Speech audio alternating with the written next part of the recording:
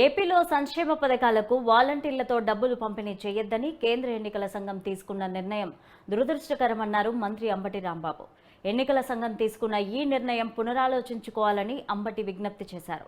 Election commission నిర్ణయం వల్ల pension తీసుకునే అవ్వలు, తాతలు, దివ్యాంగులు తీవ్ర ఇబ్బందులు పడుతున్నారన్నారు. సీఎం జగన్ పై కక్షతోనే చంద్రబాబు నాయుడు, పవన్ కళ్యాణ్లు వాలంటీర్లపై అనేక అనుచిత వ్యాఖ్యలు చేశారని అంబటి అన్నారు. చంద్రబాబు నిమ్మగడ్డ రమేష్ ద్వారా ఎలక్షన్ కమిషన్ కి ఫిర్యాదు చేయించండి ఆరోపించారు. అయితే ఎన్నికల కమిషన్ ఇప్పటికైనా తన నిర్ణయాన్ని పునరాలోచించుకోవాలన్నారు.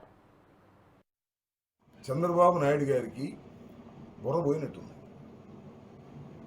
నిజంగా వీ హ్యావ్ టు అప్రిషియేట్ ఒక ట్రక్ డ్రైవర్, విద్యావంతుడైన ట్రక్ డ్రైవర్కి జగన్మోహన్ రెడ్డి గారు ఈ రోజుల్లో పెత్తందారులు, పెద్ద పెద్ద బడా వ్యాపారస్తులు, కార్పొరేట్ సంస్థ నుంచి వచ్చినటువంటి వ్యాపారస్తులు, అమెరికా నుంచి దిగినటువంటి పెద్ద పెద్ద కోటీశ్వర్లకు సీట్లు ఇస్తున్నటువంటి తరుణంలో చూసారుగా గుంటూరులో ఎవరు సీట్ ఇచ్చారో పార్లమెంటు, ఎన్ని వేల కోట్లు ఖర్చు పెట్టాలని చెప్పుకుంటున్నారో విన్నారుగా.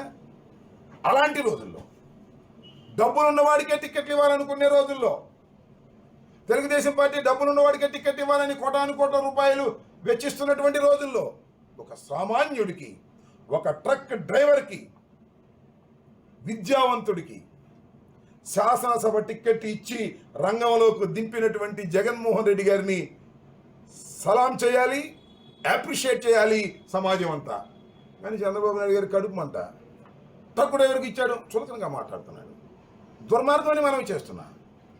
జగన్మోహన్ రెడ్డి గారు ఈ రాష్ట్రంలో అనేక కొత్త సాంప్రదాయాలను తీసుకొస్తున్నటువంటి రాజకీయ వీరుడని మనం చేస్తున్నా.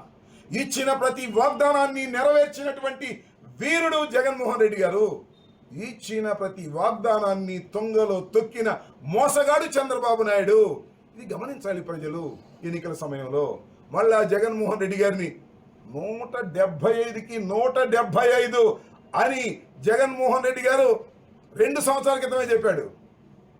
చూడండి మీరు ఎన్నికల్లో 175కి 175 ఎందుకు అన్నాడో అది నిరూపించబోతున్నారు రాష్ట్ర ప్రజలు అనేది కూడా ఈ సందర్భంగా నేను చెప్పదలుచుకున్నాను.